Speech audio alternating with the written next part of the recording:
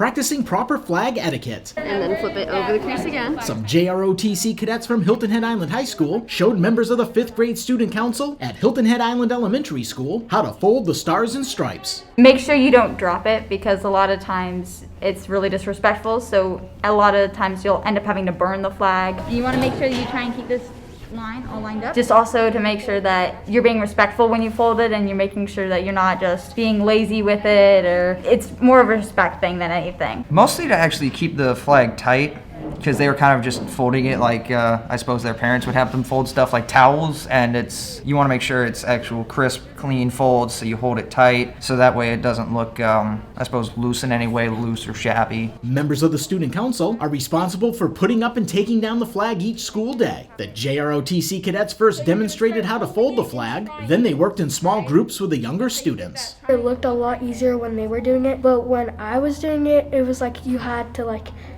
do it tight, so when you were finished, you could see if it was tight or not, which when I did it, it was not tight enough, so I had to redo it. When you fold it, you can't have any red showing because it's a sign of disrespect. It all has to be blue. The JROTC cadets were excited to share their knowledge with the students, telling them about the flag's symbolism and the rules for properly displaying it. One thing I hope they learn is just why we don't let it touch the ground, why we don't let any red show when it's done folded, and just kind of know the history behind it, because I think that's always good to know the history behind something that's so important to a country like this. The elementary school students appreciated the demonstration and now understand the principles behind the 13 folds. I think it would empower the high school students to come down here and work with elementary students, and of course our elementary students look up to high schoolers as role models, and I think this is a great lesson for our elementary school students to take away, to have that opportunity to practice and that knowledge that they can use as a life skill as they get older.